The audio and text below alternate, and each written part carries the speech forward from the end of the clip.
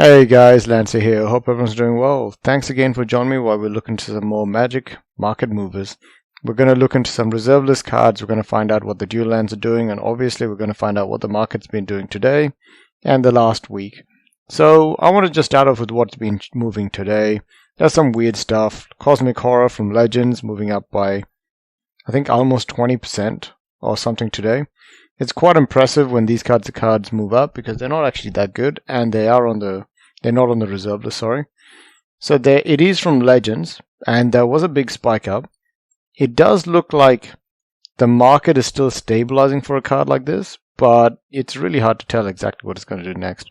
I can't imagine a card like this actually holding value when it's not on the reserve list, but it's probably not going to be printed either, reprinted. Or a champion, pretty much the crypto or whatever you want to call it. It started off at $11 in August 24, 2020, and now it's almost $60, especially for the best quality ones. That's quite impressive. That's 600% increase over the last 6 months, 7 months.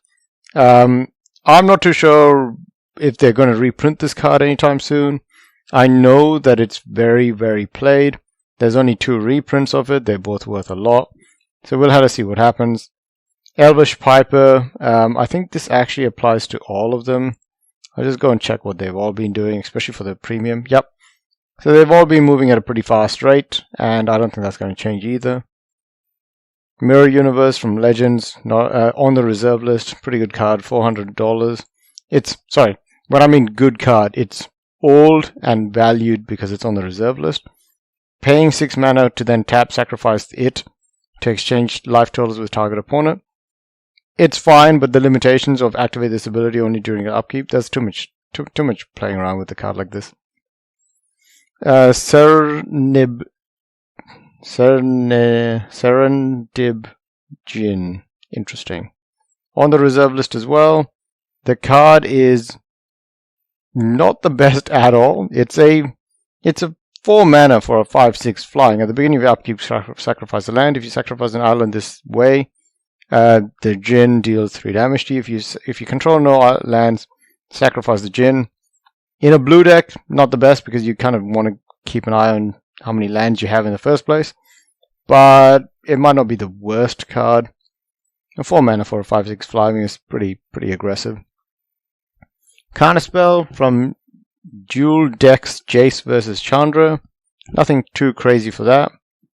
Tor Waki from Legends, 2 colorless, 2 black, and a red for a 3/3. Not on the reserve list. There is a 25-cent version of this card. It is from Legends. It is a legendary. There is reasons why it's going up. It's just not that impressive. And I mean, it went from $1.82 to $5, so there's crazier moves than this one. Opaline, Sliver, Time Spiral. I actually think this is a pretty good sliver, but there are some pretty strong competition for slivers in the first place. It is moving up pretty aggressively now all that sliver commanders have come out. Enduring Renewal from Ice Age. Not on the reserve list, $1.47. Nothing too crazy. Shardless Ancient. Yeah, most of these have been moving around about 20 to 25%. A couple of these have been moving up a bit more, but nothing too much. No, insane 10,000% increases like we had for, Rasputin. Flagstones of Trocare. I forgot how to say most of these cards. But I don't think there's any point to go through all of these. Some of these are moving up mostly because of the fact that they are being picked up by collectors again. They are also moving up because of what people are assuming might come out of Modern Horizons. We'll have to see exactly what happens with all of this. I would not make any large purchases at this point anyways, because I'm not even 100% sure what's going to happen to the market in the next couple of weeks because of what happened to the crypto market. Assuming that the crypto market stabilizes and continues to go back up, there's a very high chance that the Magic market will do the same thing. If it doesn't, then we might have just seen the top for the crypto at 65,000 or whatever, and then it'll be a very tricky situation because I think a lot of the people that invest in crypto have all of their eggs in all of these collectibles, and if one falls down, people might get a bit iffy about holding on to others and start selling those as well. And we have been in discussions with other people that have said the same thing, where a lot of these markets are tied together, you know. Way back when Beanie Babies crashed, they took out other markets as well. So it's very hard to tell exactly what might happen. There's a mosquito in this room. Last couple, Durgar, Hedge Mage, and Junk Diver. I like this card. I actually got this when it was way back, like 80 cents or something, or maybe $1 last year. But this is a very, very good card, and it's very good in a graveyard theme artifact deck. Now, that might have felt a bit fast, so I'm actually going to come back to the dual lands at the ends because most people don't really care about them. If you want to stick around and see what I'm thinking about the dual lands, spoiler, there's really not much that's changed. So we'll have a look at what's happening with Standard, Modern, and Pioneer. So the biggest ones with Standard is Bastion of Remembrance and Segur. Oh, sorry. I don't think I really want to point out the cards that just came from Strixhaven. They're actually very volatile still. So Bergi, God of Storytelling, Bastion Remembrance, and Malakir Rebirth are the biggest market movers. 70% for Malakir Rebirth. Amazing. That was 90 cents or something just a couple of days ago. So big moves there. Another drop that I think I'm going to keep an eye on is Rin and Seri Inseparable. And Kobold, he's a really good card. I already have him, but you know, there's other decks that you always use a card like this. And of course, Vorinclex, Monstrous Raider. Amazing doubling, not really a doubling season, but half a doubling season on legs. Pretty powerful. What's moving daily? Nothing too crazy. Another thing to point out is there are still quite a bit more percentage increases in the weekly changes positively than negatively. The biggest positive changes are obviously far out of control when you think that the biggest negative is 8%. And that's for a Strixhaven card as well. Modern is pretty much the same. Sabra, sadly, is dropped by 13% today. So right now she's sitting at $16. $93. I have 4 of her. I never expected her to get anywhere near this expensive in the first place. I still like her, and I don't know if I'm going to unload anything, but if she stabilizes at a higher price, I might just get rid of 1 or 2 of them. Liliana of the Veil. So this card peaked over $100 a couple of weeks ago. It's dropping back down to $90.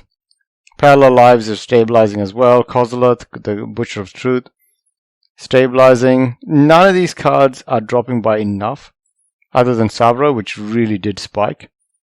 As for the cards that are moving up for Modern, Uruk Champion, already pointed out, moving up by 38% today.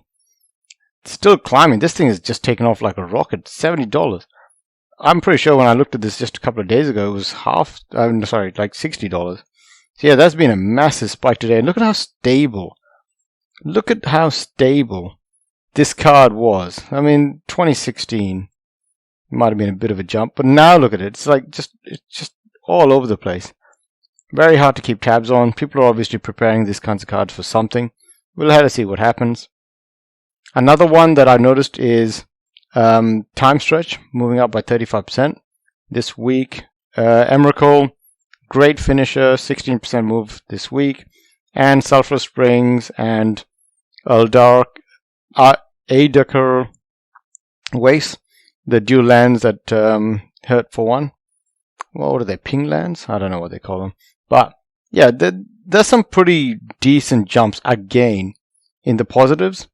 And not so much in the negatives. Like there's just way more consistent in the positives than there are in negatives. I'm just looking at it for the entire market anyways. So Auric Champion is one of the ones that I'm really keeping an eye on to find out exactly what's going on with a card like that. People are really preparing for something. So Pioneer, as foretold, moving up by 16% today, and Cosmic Return moving up by 12%. Teferi's Hero of Dominaria. And this is interesting. Now, whatever you think of it, the Secret Lair came out, Black is Magic, and it had, I'm pretty sure, this Teferi.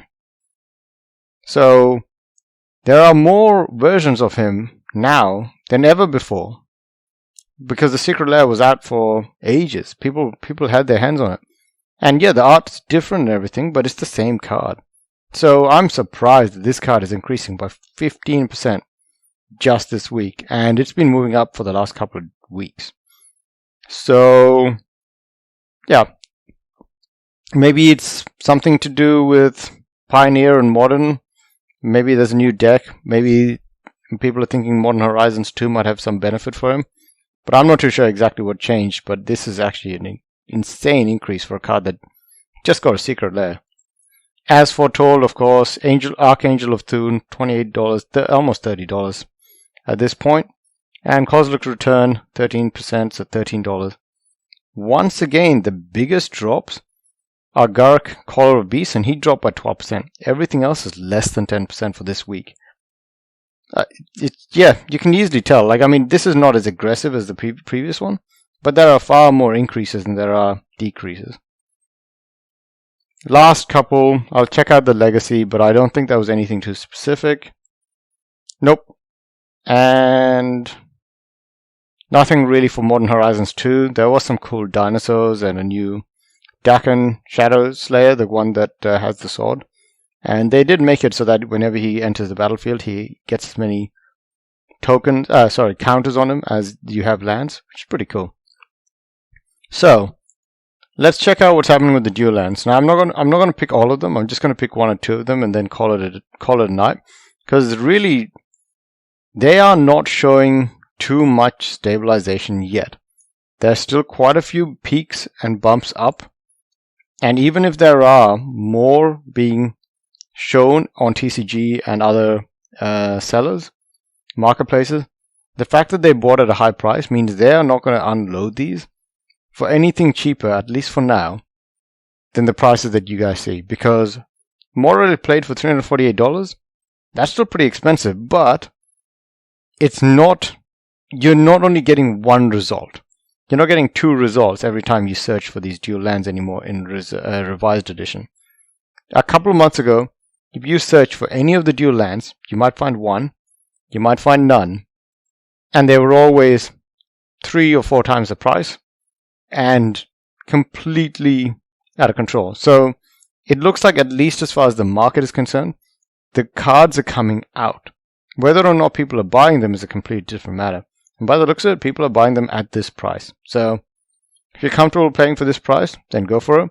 But there are far more of them than there have been 4 or 5 months ago. That's just something I noticed. But you guys can let me know as well. So here's a part of the channel that I didn't really know if I should have added or not, but I guess I'll just talk about it. One of the things I was keeping an eye on is the US dollar, because everything really is weighted against the US dollar. The higher the US dollar, the higher the US dollar, the more demand there is for the US dollar, because it's worth more. Also, that means that other products and stuff that is sold using the US dollar would be worth less. So a Magic card would be worth a certain percentage less if the US dollar was up by a certain percentage. This is probably the lowest the US dollar has ever been, or the weakest it's been, since it's saying, what is that, 2018, January 2018 is probably was weaker than what it is now. Now, it's trying to find a floor right here at $90. If the US dollar closes this week above $90, it is still bullish. For it to move up and try to recapture its 200-day moving average. But if it stays below $90 and we don't hear anything from this Fed, because other countries, including Australia, have gotten the reserve banks have come out and said, we might pull back. The market's doing well, people have got jobs, and we don't want to overheat the economy, so we might back off. But the US Federal Reserve hasn't said that yet. The governments in the US are still borrowing money. They're still throwing money around at people because the economy is still said to be weak. But everyone else is staying at home, gotten money. They're getting stuff to come through to them. So it probably isn't 100% accurate. So it's up to the market to decide if the Federal Reserve is just faking it. The Federal Reserve knows that the market's strong, and they know they need to do something about it, and the market's just calling the bluffs. Like, we're not going to worry about what you tell us. We're going to pump this dollar higher because we know that that's what you're going to have to do to pull back on the interest rate. But another thing is, if the dollar goes up, then the interest rates will naturally go down. Because if the dollar goes up, then things like copper and steel have to come down in price.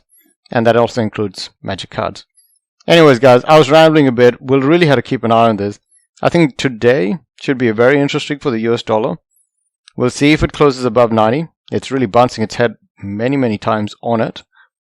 And yeah, we'll see what happens. So what did it do? A couple of minutes ago, about 30-40 minutes ago, it closed at 89.82 and then dropped straight back down. But I will say this looks aggressive. There's a chance that if it bumps its head too many times on the 90, it might come back down and test the 89 again. 89.66. Yeah. Anyways, rambling. Have a good one, guys, and talk to you guys later. See ya.